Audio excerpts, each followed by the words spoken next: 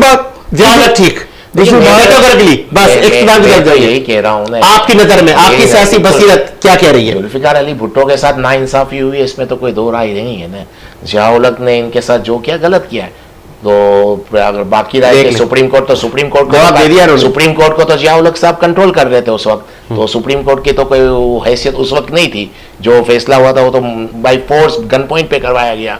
तो आज मैं यही तो कह रहा हूँ, ये जियाउल को डिफेंड कर रहे थे उस वक्त, आज भी कर रहे हैं। 88, 89 इनका जब भुट्टो साहब की फांसी को हमारा कोई पार्टी, हमारी पार्टी नवाज शरीफ साहब कोई लीडर नहीं थे, ना तो उसको कायद थे किसी पार्टी के। 22,000 अपने ठीक कर लें 88 में और उसकी फांसी 79 में। हाँ तो 88 10 साल 11 साल बाद आप कह रहे हैं कि उसके उसमें थे, ठीक है, बयान दिया होगा, तकरीर है उनकी, बिल्कुल दी भुट्टो के अगेंस्ट में और जियाउल की फेवर में। फिर 89 आपने उससे क्या निकाला? बता रहा हूँ, मुझे 2 मिनट। फिर 89 बेनजीर नजीर की पहली गवर्नमेंट गई, जब इनकी गवर्नमेंट आई, फिर उस गवर्नमेंट इनकी जब गवर्नमेंट गई, पहली गवर्नमेंट जिसमें नवाज शरीफ प्रेसिडेंट थे, प्राइम मिनिस्टर, इनकी जब गवर्नमेंट गई तब इनके ताल्लुकात एस्टेब्लिशमेंट से खराब हो गए।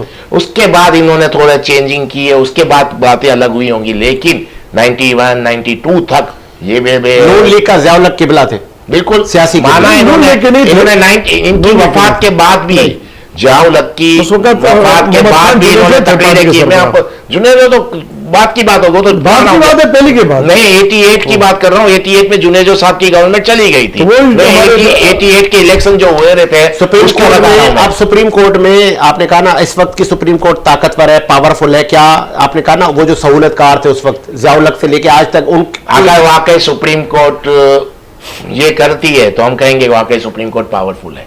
उन किरदारों को भी बेनकाब किया जाए जो उस वक्त सपोर्टर थे, जो कितने लोग तो नहीं है, जो हैं उनको तो सजा दी जाए, उनसे पूछगछ की जाए, उनको बुलाया जाए, तो फिर हम कहेंगे कि हाँ सही है। लेकिन अभी एक ऐसा बयान दे दिया कि आज की जो पब्लिक डिमांड है उसके हिसाब से एक आ गई चीज, वो अलग बात है। उनको सजा मिलनी चाहिए, और जब तक सजा नहीं मिलेगी तो ये सिलसिले होते रहेंगे। मुल्कों ने डिमांड की थी कि भुट्टो के बारे में, 80 मुल्कों ने कि हमें दे देंगे कि छोड़ दिया जाए वो, क्योंकि पूरी दुनिया से काफी, क्योंकि एक गलत केस चल रहा था, दुनिया को तो सबको पता था, पाकिस्तान में डिक्टेटरशिप थी, पाकिस्तान में लोग डरते थे, दुनिया तो बोल सकती थी और मांगा गया नहीं। लेकिन जियाउल को ये डर था कि अगर भुट्टो को मैं बाहर भेज दूंगा तो ये फिर मुझे हुकूमत करने नहीं देंगे, क्योंकि Bhutto is very popular leader. लेकिन एक दो चीज और भी है, भुट्टो को आप सुप्रीम कोर्ट की हद तक देखें तो इनके साथ नाइंसाफी हुई है, लेकिन भुट्टो की तर्ज गवर्नमेंट में भी काफी वो था, जैसे झोल-झाल था बहुत। मेरे हिसाब से भुट्टो का एक प्राइवेटाइजेशन बहुत बड़ा